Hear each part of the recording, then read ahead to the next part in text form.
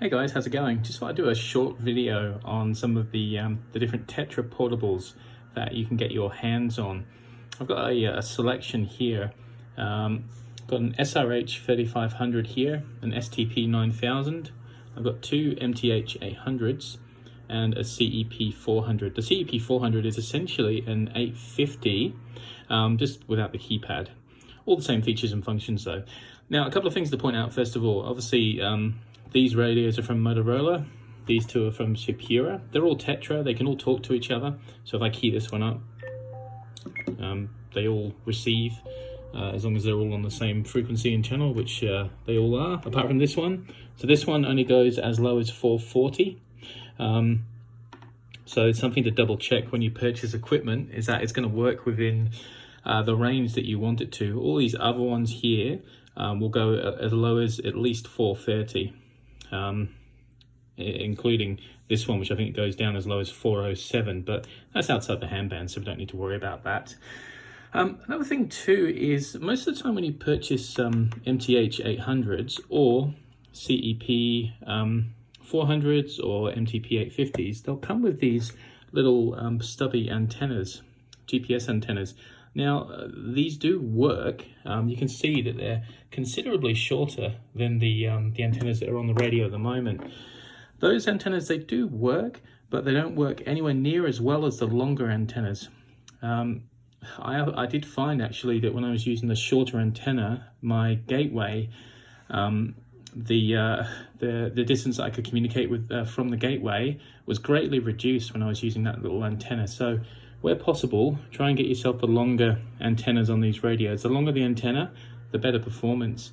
Same thing goes with the Sepura as well. They do come with these little stubby antennas. Again, if you can find a longer antenna that works with the radio, then definitely would recommend that.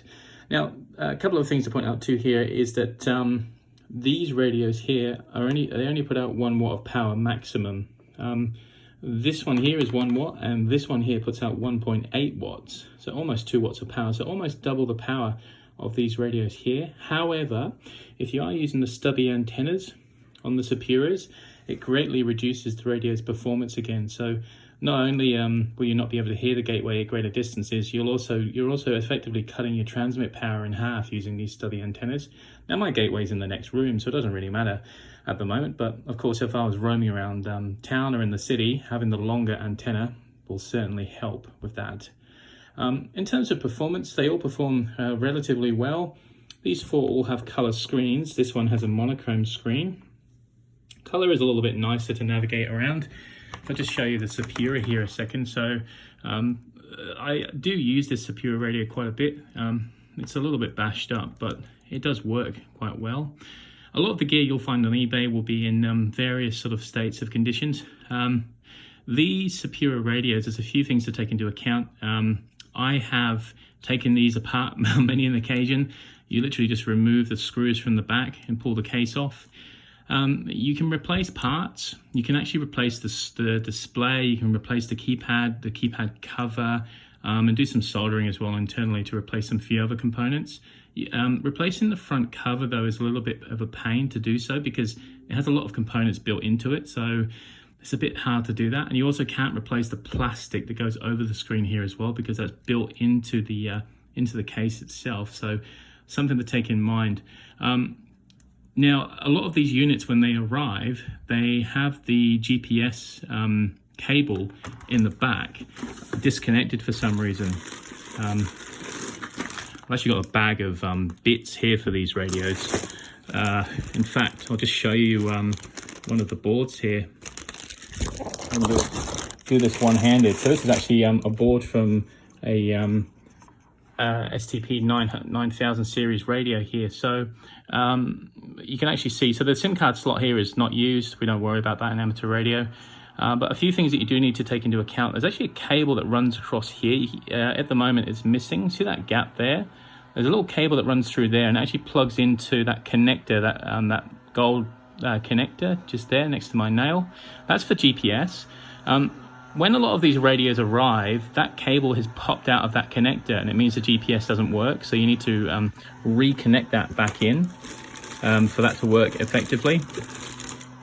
Here's another one just showing the screen as well on the other side. So these screens can actually easily be popped out of here and replaced. Just swap them out if you've got a broken screen. There's another one with the missing GPS cable as well. So just something to keep in mind. GPS isn't required for these radios to work, but it is obviously a nice optional extra. And here's a case for one of these portables as well. The GPS connector actually connects inside up here. It's a bit hard to see, but there's a little tiny pin here that that little tiny thin cable connects to. And then you've got these 3 ribbon cables that pull out. That's for the PTT, that's for the controls at the top, and that's for the speaker mic, etc. Big speaker here. So make sure if you are dismantling these radios that you're pulling these connectors out as you go, so you don't snap them off.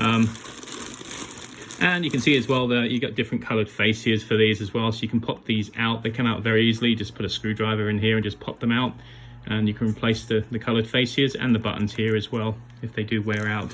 So a few different options there for those radios. Getting parts though for these ones is proving very, very difficult. Motorola aren't making them anymore, so just keep that in mind. A few things that wear out on these are the PTT buttons down here. So obviously if it does wear out, it's, you know, starts making the radio a little bit harder to use. But I was going to show you the menu on the Sepura. So this is the Sepura STP 9000. We've got our battery and signal strength over here, and I got a message or 2 waiting in there at the moment. We can bring up the menu. So you've got your messages, your groups to change talk group, networks we don't ever worry about, applications we don't worry about. These radios do have GPS built into them as well, so you can get your current position as well as your direction. And that data is actually sent across the network as well over the VK Tetra. So when you use these portables on the network, they'll actually show up on the APRS network. This is the other Sepura I've got, the SRH 3500. These things are really old now, but they do work considerably well. This is a monochrome display, so the menus are a little bit more clunky, but they're pretty responsive.